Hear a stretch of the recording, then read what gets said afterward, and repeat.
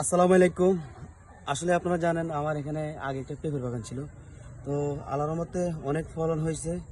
তো তারই সুবাদে এইবার আবার নতুন করে পেঁপের চাষে করতেছে, আবার নতুন করে এখানে অনেকটি গাছ লাগাইছি। আল্লাহর রহমতে গাছগুলো কিন্তু এখন সুন্দরভাবে বেড়ে উঠতেছে। দেখেন, আমি আসলে এই, যত্ন নেওয়ার চেষ্টা করি। একবারই অফসোস যখন থাকি এলাকায় তখন বাগানে চলে আসি, একটু সময় দেওয়ার চেষ্টা করি। এই যে দেখেন গাছটা কি সুন্দর বেড়ে উঠতেছে। আমি আপনাদেরকে আরো দেখাচ্ছি। দেখেন এই যে এই গাছ আসলে আমি পরিশ্রম করাতে এখানে কিন্তু এই মাঝে মধ্যে আসি সময় দিই। এই যে দেখেন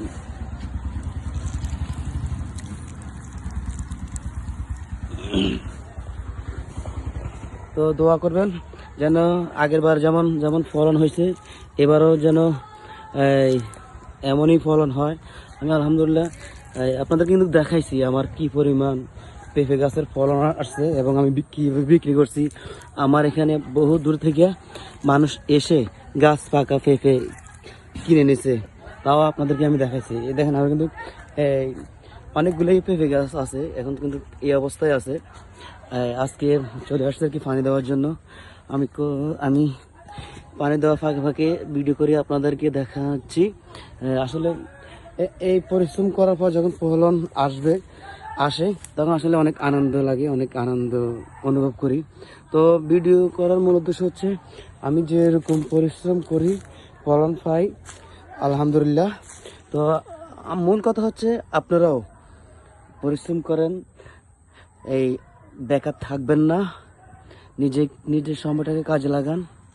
আমি কিন্তু আলহামদুলিল্লাহ আস্তে আস্তে আস্তে করে একবার একটা করি। এখন কিন্তু বাগানে অনেক কিছু আছে। এই যে দিকে দেখেন কলা, এই বৃষ্টি হলে কলা গাছগুলোর আরো হয়তো সুন্দর দেখা যাইতো।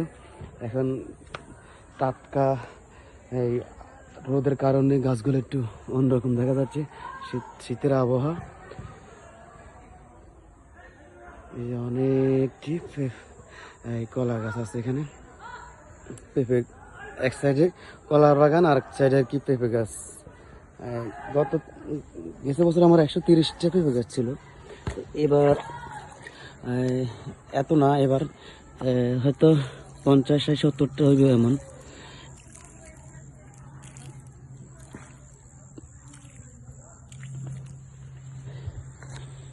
এই যে দেখেন গাছগুলা আলহামদুলিল্লাহ মোটামুটি, যেহেতু এখন শীতকাল তারপরেও গাছের গ্রোথ ভালো আছে ইনশাল্লাহ। ঠিক আছে, সবাই ভালো থাকবেন। পরবর্তীতে আরো কি ভিডিওতে দেখাবে ইনশাল্লাহ।